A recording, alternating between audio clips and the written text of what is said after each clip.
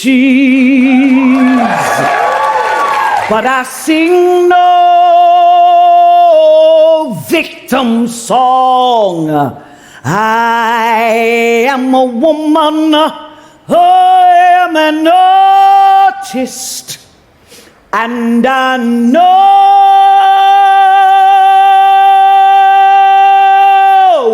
where my voice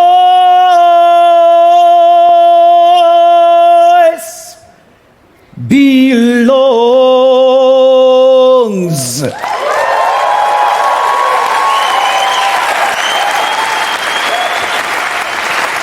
Now, you might have heard me sing that song.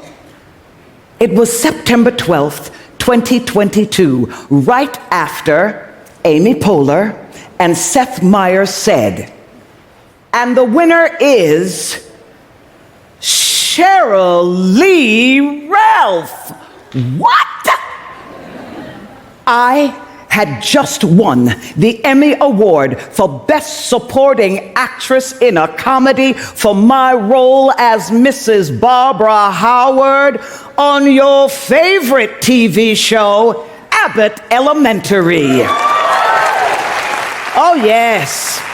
And I was shocked, as the children would say, shooketh, into disbelief. Oh my goodness, it was my first time at the Emmys, and I won! Yes! And I've got to tell you, in that moment, I was so stunned into disbelief that I don't know how I got up on the stage. There I was, just listening to that roar of applause. And my whole career flashed right there in front of me, starting with 19-year-old Sheryl Lee in her first movie being directed by the great Sidney Poitier. Oh yeah, you can clap that. Followed by 10 years of no after no after no before the next film role came about. But I filled in that time with TV and more no's and more rejection until I made it big on Broadway in what has become the iconic musical of the 80s, because I say so, DREAMGIRLS. And boy, did I learn a lot of life lessons there.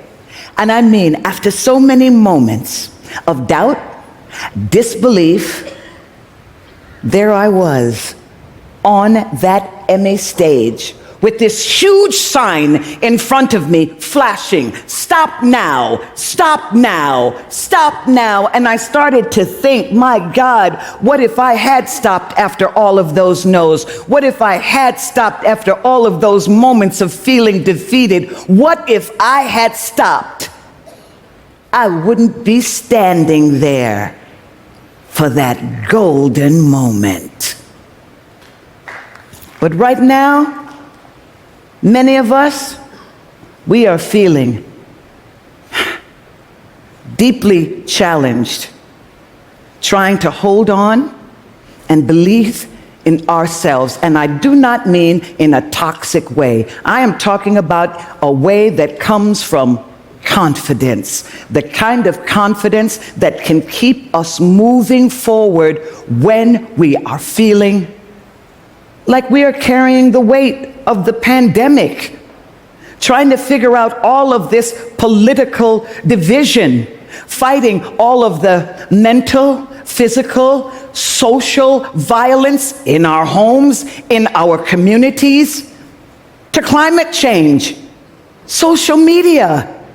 It's a lot, making it hard to believe in the goodness in the world, and harder still to believe in the goodness of ourselves. This is a rough time, people, and our mental health is suffering. We all need a checkup from the neck up. And I don't mean, yeah, it's okay, you feel me, thank you. And I don't mean just medicine. I actually mean reframing our thinking of our ability to believe in ourselves. Now I know, you see me on TV, in magazines, on movie screens, and you might be thinking to yourself, what does she know about struggling to believe in herself? Well, let me tell you something. I do not look like my journey.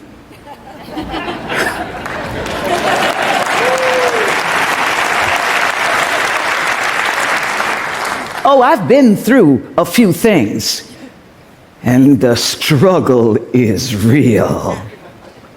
But I have learned something in my life, that there are 3 things that we all must do in order to believe in ourselves. Number 1, first, we need to see ourselves. I mean, really, truly, deeply see ourselves for who and what we are in order to believe in ourselves. I'm a child of the 60s, and that was hard. Ooh. In the 3rd grade, I tested out of public school into a fancy private school, where the only black person I saw every day was the one who looked back at me in the mirror.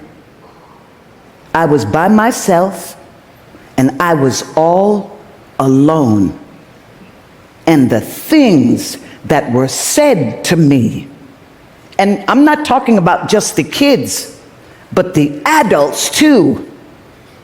And when I would come home from school crying the ugly cry, my immigrant Jamaican mother would sit me down in front of the mirror and ask me, do you see an N-word? Do you see a liar? Do you see a big lip monkey? No. So dry your eyes. And when you go back to school, remember, you are rubber, they are glue. And every ignorant thing they say about you bounces off of you and sticks to them.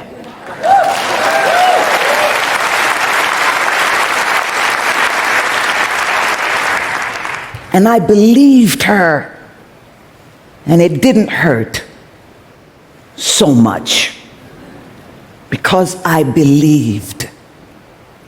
Number 2, we've got to think about ourselves in order to believe in ourselves. Growing up, my dad had a sign on his desk, and it said, think. Ooh, I did not know how valuable and powerful the simple act of thinking was until I came back to Hollywood from my triumphant run on Broadway, and I had this meeting with a big studio Hollywood casting director. Oh, I was so excited. I walked in and he looked at me and he said, everybody knows you're a beautiful, talented black girl, but what do I do with a beautiful, talented black girl? Do I put you in a movie with Tom Cruise? Does he kiss you? Who goes to see that movie?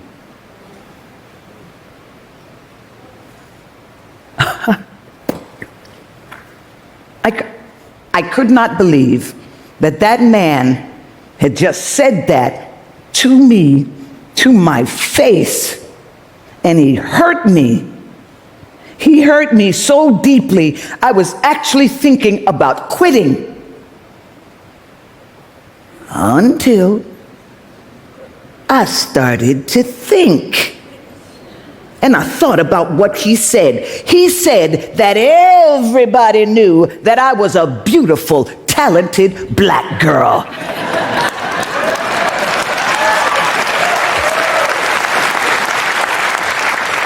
And that I deserve to be cast in movies with the likes of Tom Cruise, and he should kiss me. So what was meant to break me did not break me, it built me up. I believed that man. I believed what he said. And I walked out of there giving myself permission to take up space in Hollywood, knowing that I belonged there no matter what anybody thought about me.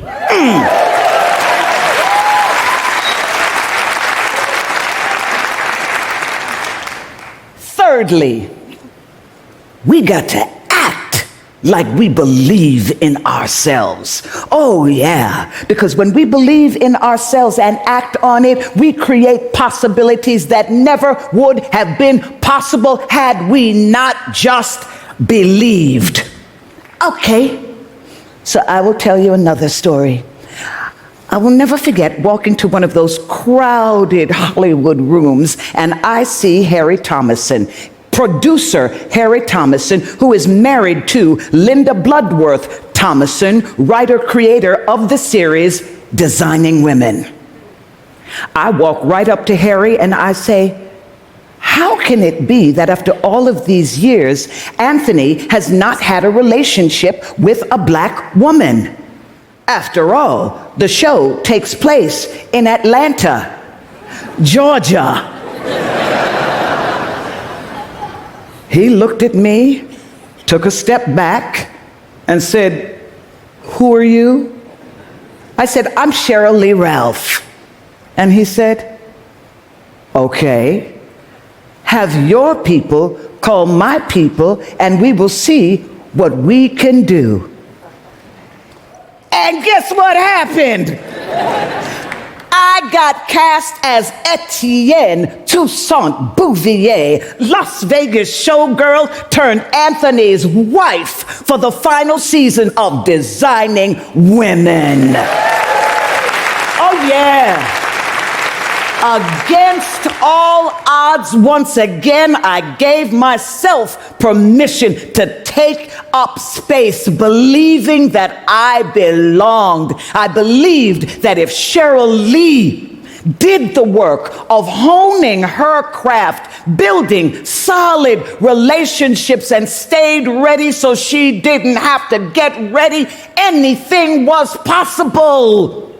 Heck, winning an Emmy, a Grammy, an Oscar, a Tony. He got it, baby. So, when you leave this room today, I challenge all of you to start a meaningful practice of looking in the mirror and loving what you see. Believe in what you see. If you can't love it, then respect it.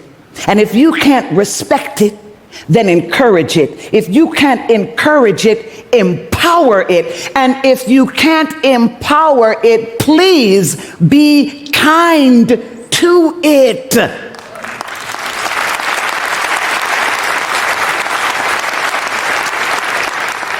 The greatest relationship, the greatest one you will ever have, is with yourself. Believe me.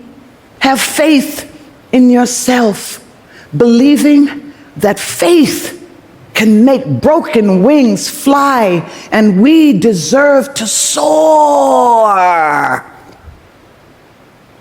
Remember,